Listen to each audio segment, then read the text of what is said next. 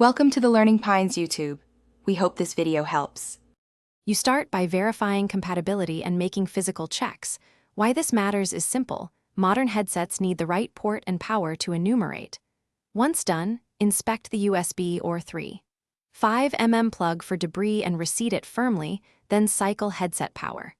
Make sure inline mute and volume wheels are set to audible levels, and if wireless, confirm paired status. These steps force the device to present correctly to the system so drivers can detect it. Next, you address software and driver layers because the operating system must recognize and route audio correctly. First, open Device Manager and Sound Settings.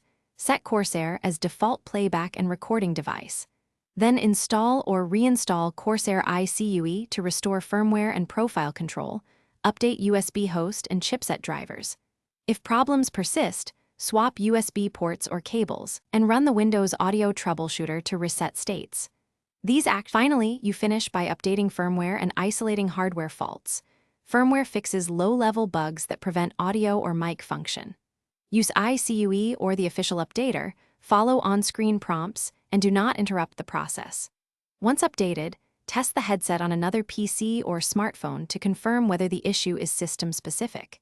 If it still fails, perform a vendor-recommended firmware reset and gather logs, then contact support. A single troubleshooting tip: try a known good cable or port first to rule out connection faults.